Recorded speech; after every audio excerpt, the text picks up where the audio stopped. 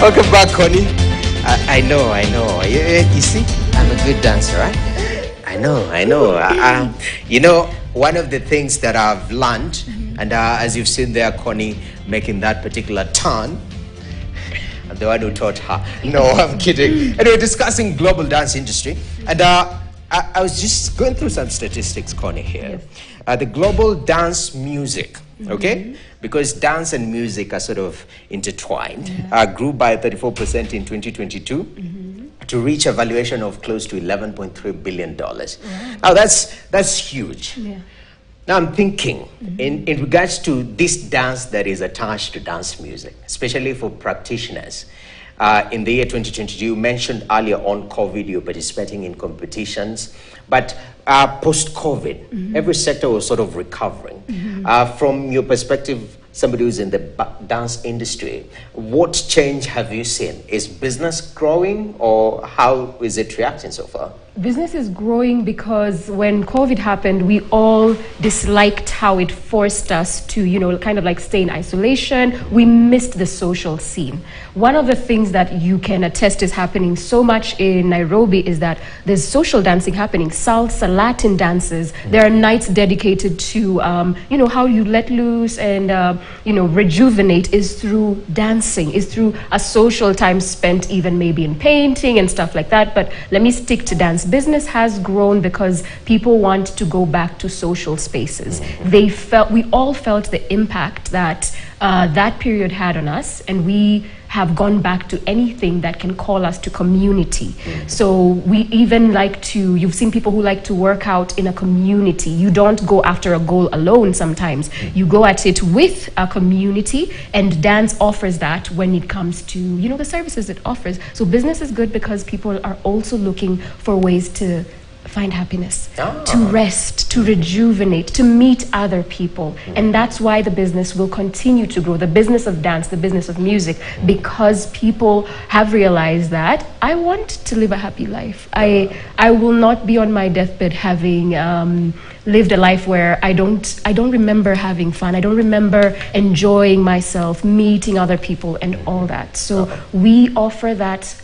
There's a gap that we offer a solution to, and when someone has the problem to do with their wellness, their fitness, maybe they want to have, you know, a social time with other people, we come in that gap because we offer something therapeutic, fun, something that has the aspect of community, and that's something you can, you know, you can take a break from your work week even. I'm seeing adults are coming into such spaces because they've realized, I'm tired of the rat race. I need time outside of also work to connect with myself. I need a way to also tap into my creative side.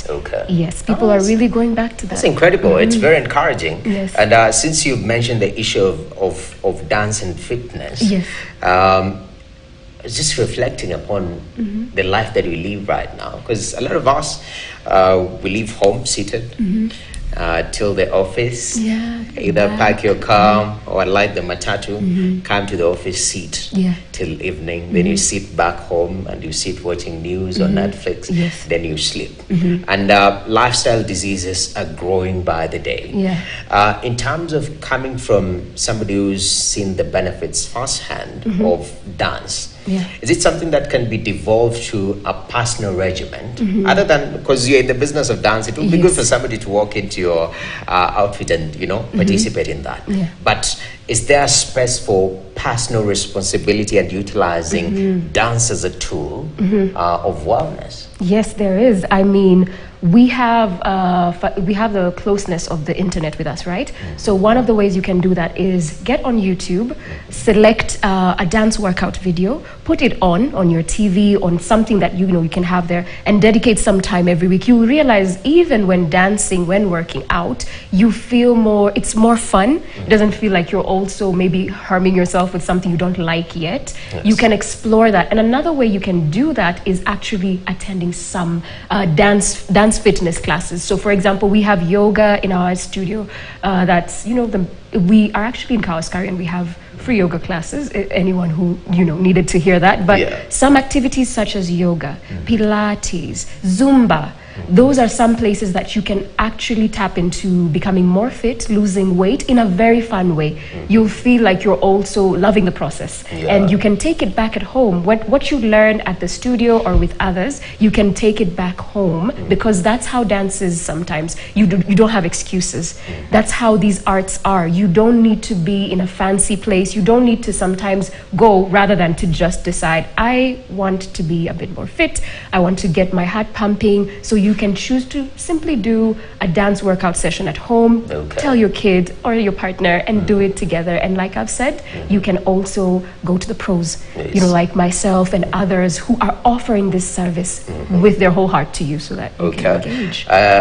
And you know, I was thinking, because I've seen disasters on wedding lines, you know, and some people, maybe it would be very important, maybe we start playing fitness music in weddings, just to create sort of order, because when you play the conventional music, it becomes too difficult for some of this, especially gentlemen, like, hey, what's happening? What's happening? Exactly. So as we close up, looking at Kenya, the different aspects that we've touched, you know, the wellness sector, the education sector, which is becoming critical.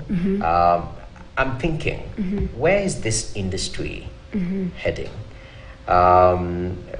Where do you envision? What are the, if somebody is in the dance industry and they're looking at the next big thing in the dance business, where is this business heading that we can tap into, especially those professionals like you? Okay, I think different dancers, different dance institutions and individuals have different visions for the industry.